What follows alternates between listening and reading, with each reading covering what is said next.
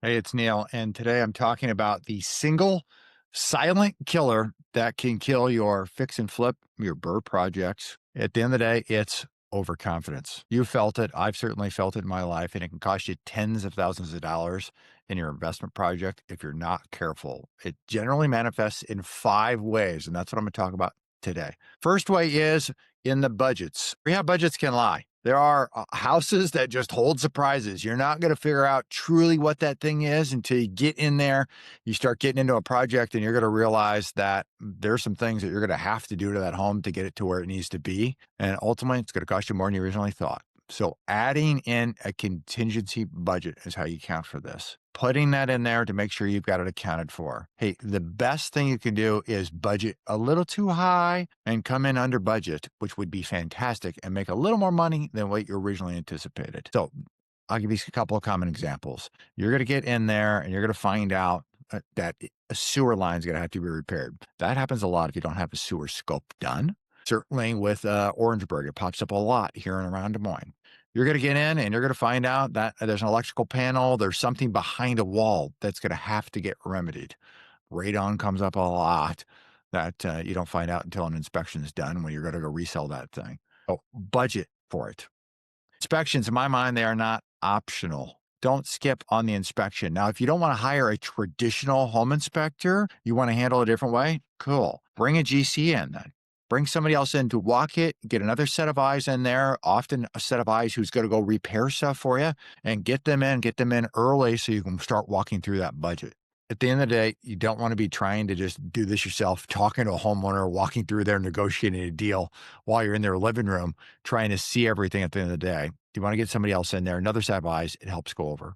The third way is ARV overconfidence. Pendings matter more than solds. Pendings are the direction of where the market's going right now. Because if you're going to, you're buying a home, you just put it under contract, you're going to close in 3 weeks from today. Cool. It's getting in the MLS, looking at the pendings, because those pendings are going to turn into sold before your home is back for sale. And wherever those are at, that's where the market is. And that's where the thing's heading, either upward or downward or flat, maybe. But those matters more than sold comps. Don't fall victim to the comp traps of, hey, let me look at this one comp that sold 7 months ago, and that's where my house is going to be.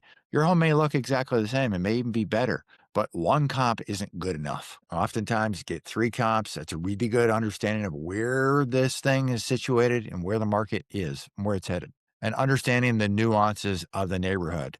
There are certain neighborhoods, I'm not going to say exactly what, but there are certain neighborhoods where literally you cross one block, you just go the other direction. Neighborhoods change. The values just are not the same. And so understanding those nuances. All right. Number 4, contractor. It's trust but verify, right? Reagan said it best. Trust but verify. You got to walk that thing weekly. Understand what's taking place on a weekly basis. You're paying these guys out draws, paying them out on a basis of after completed work.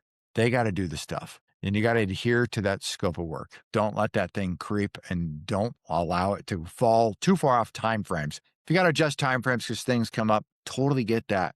But you got to pay them in accordance with that. Pay them according to those milestones. All right, last one. Cash flow reality over bragging rights. Bragging rights are the crap you see on Facebook. Everybody standing in front of that thing, showing their house. I mean, that may be an alternative reality in many cases. Cash flow reality, that's silent, that's quietly building your wealth, that's pretty attractive over a period of time because that stuff compounds, allows you to have that freedom that you're seeking.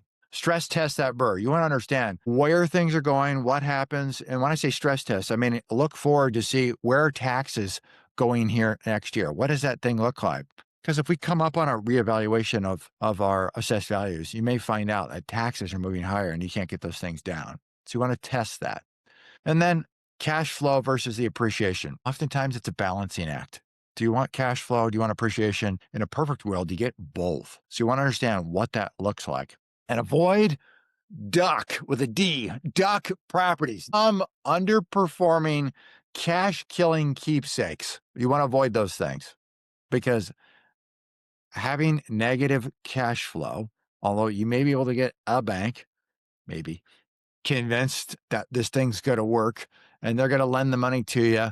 But at the end of the day, it does not perform and you're negative every single month. It's a dumb, underperforming, cash killing keepsake. Get rid of that thing. Oftentimes, you're going to find that flipping that type of property ends up better. You may actually yield real money on a flip basis and versus no money keeping that thing as a rental. There are properties that just exist that way. So, confidence can help things move fast. Overconfidence can sink you. So, build in your margins, check your comps, verify with contractors. Do not fall in love with any deal. Fall in love with this process of doing one after the other, because deals come and go. And what you need to make sure you keep is cash. When you're ready for the next deal, get instantly pre approved. There's a link below.